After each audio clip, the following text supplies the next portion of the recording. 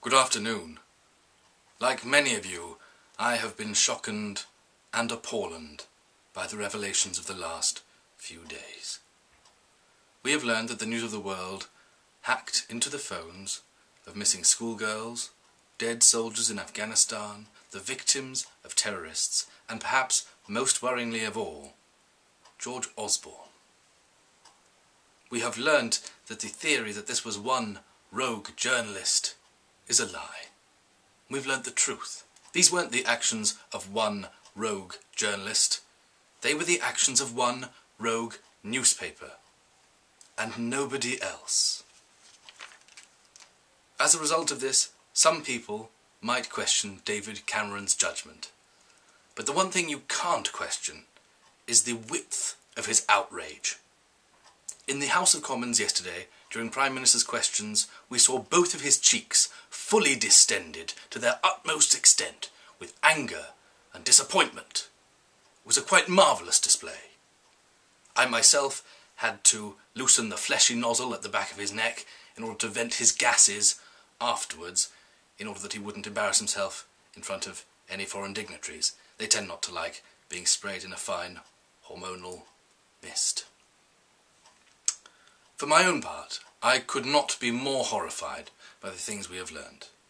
And I sincerely hope that News International, under the wise leadership of Rebekah Brooks, can find and punish those who are responsible. The police investigation, of course, was called Operation Wheating. I myself once went to a Wheating meeting in a room with no heating. Greetings, I said, fleetingly meeting Karen Keating, who was kicked out of the Wheating meeting for cheating. Sorry, it was Gloria Hunniford. Gloria Hunniford. Earlier today, I met with the Chief of the Metropolitan Police and I said to him that I hope very much that he will find the names of the culprits. He promised he would, and not only that, he said for £2,000 more, I could have their phone numbers as well.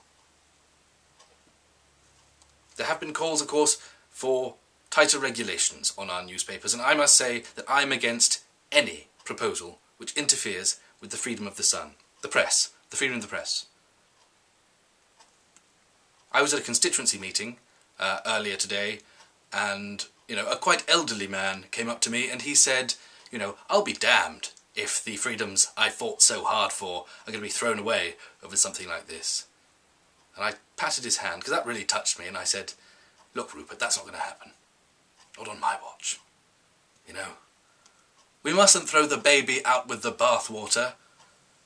Never throw the baby out with the bathwater, unless it's some sort of, mutant, half baby, half dolphin, who would really be cruel to send to school. It would just cause more problems than it solved.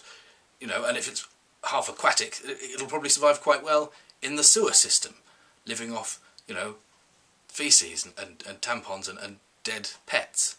I think I'm straying from the point somewhat, but yes, we mustn't cut off those freedoms which we have earned. We mustn't stop this altogether. Imagine, if you will, if a young schoolgirl was kidnapped and murdered by a footballer.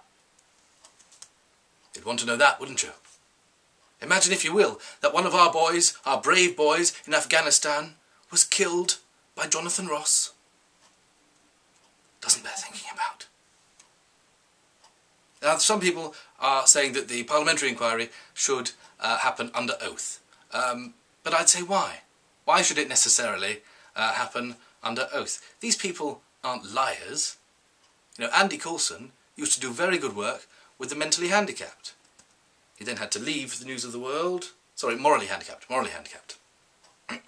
Besides, if it's under oath, we've got to go and buy Bibles and, find someone to write down what they say. There's no point.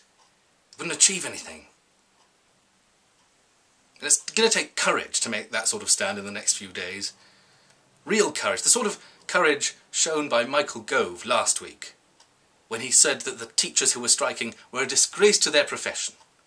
For let us not forget that that was a man who once confused one of his houses with another of his houses and accidentally benefited to the tune of £7,000 because of that, suggesting that other people are a disgrace to their profession. That takes real courage. That takes real balls. on that, the unions said that they had to strike because we wouldn't be budged. That's not true. We would be budged. The government would budge. We started off by saying the public sector pensions were unaffordable. When the unions produced evidence that they were affordable, we budged. Now we're saying they're unfair. We will budge. We budge all the time. We budge on forests, NHS reform, book start.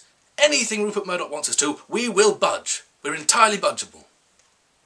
And that is why I believe that we must not restrict our freedoms because of the mistakes of a few over-enthusiastic journalists. Thanks for listening. You've been as special as always.